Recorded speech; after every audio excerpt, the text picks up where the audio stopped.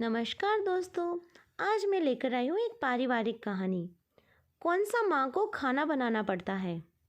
सच में माँ भाभी पर तो माँ अन्नपूर्णा की सीधी कृपा है। खाना सच में इतना स्वादिष्ट था कि राघव तो अपनी उंगलियां ही चाटते रह गए।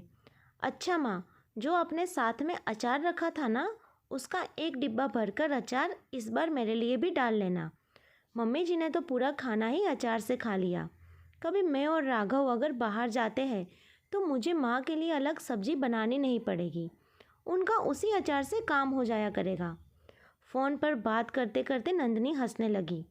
अच्छा, मैं फ़ोन रखती हूँ, राघव बुला रहे हैं। क्या हुआ, आपने मुझे बुलाया? कुछ ज़रूरी काम था क्या? नंदिनी माँ से बात कर रही थी, राघव ने पूछा। अरे वह मैं माँ को इतने अच्छे खाने के लिए धन्यवाद बोल रही थी। नंदिनी, आखिर कब तक तुम अपने मायके से यूँ इस तरह खाना मंगाती रहोगी? उनकी भी उम्र हो चली है, उन्हें परेशान करना मुझे अच्छा नहीं लगता। क्या मतलब है आपका? मैं यहाँ खाना नहीं बनाती? वह तो आज मेरे सिर में बहुत दर्द था, इसलिए माँ को बोल दिया था। और कौन सा माँ को खाना बनाना पड़ता है? श्रद्धा भाभी है ना, वह तो किचन एक्सपर्ट है। 10-15 लोगों का खाना बनाना उनके लिए बाएं हाथ का खेल है। और फिर पास में ही मायका होने का कुछ तो फ़ायदा उठाना ही चाहिए। नंदिनी लापरवाही से बोलकर वहाँ से चली गई। नंदिनी एक बहुत ही समझदार, नेक और साफ दिल की लड़की थी। ऑफिस के साथ साथ घर की जिम्मेदारी भी बखूबी से निभाती थी। पर नंदिनी की एक आदत राघव को बिल्कुल भी पसंद नहीं थी।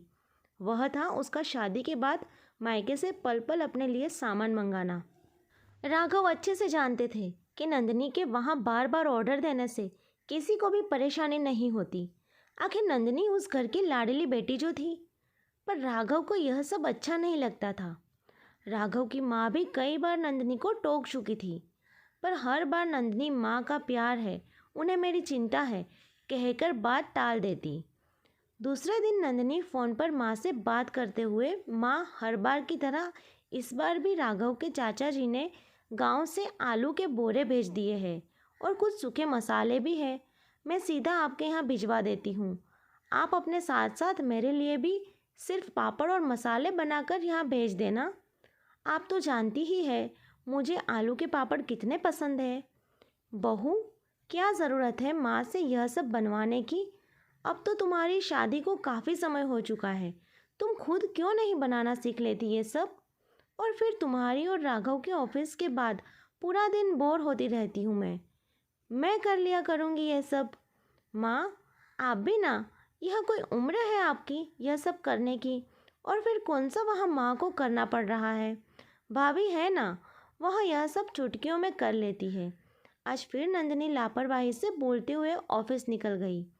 कमला जी को समझ नहीं आता आखिर वह अपनी बहू को कैसे समझाए।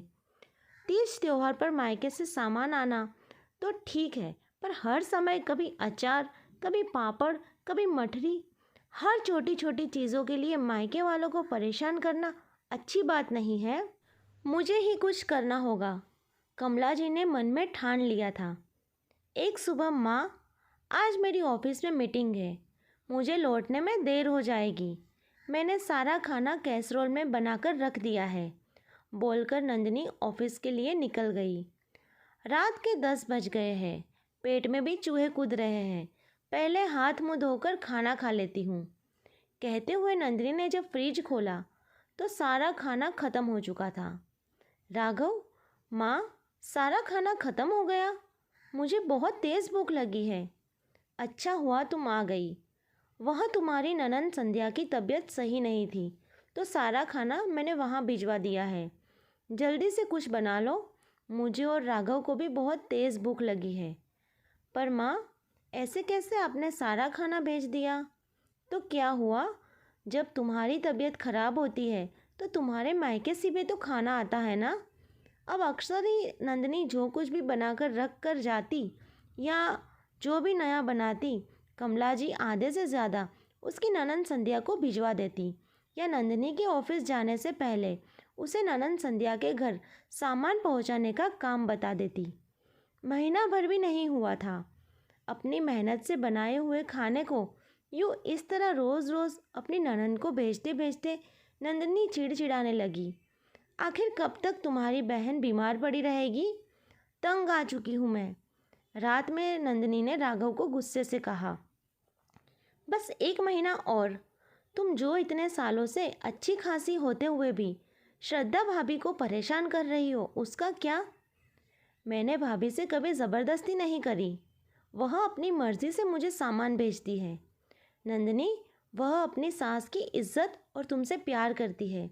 इसका इतना भी नाजायज़ फ़ायदा मत उठाओ कि माँ के बाद तुम्हारा मायका ही ख़त्म हो जाए। आप सही कह रहे हो, मुझसे बहुत बड़ी गलती हो गई। नंदिनी को बहुत पछतावा होता है। इसमें तुम्हारी कोई गलती नहीं, हम सबकी थी।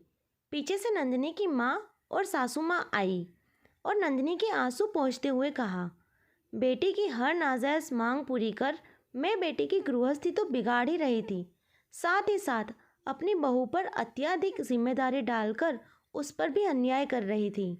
सच, आज अगर समधन जी ने मुझे नहीं समझाया होता तो मैं अपनी बहू और बेटी दोनों की ही ज़िंदगी बर्बाद कर देती। बहू नंदिनी अपनी सास के गले लग गई। तभी मैं सोच रही थी कि इतने दिन से आपने मुझे कुछ बनाकर क्यों नहीं भेजा। नंदिनी हंस पड़ी। यह लो भाभी, आपकी पसंद की राज कचौरियाँ। पीछे से नंदिनी की ननंद संध्या ने आकर कहा।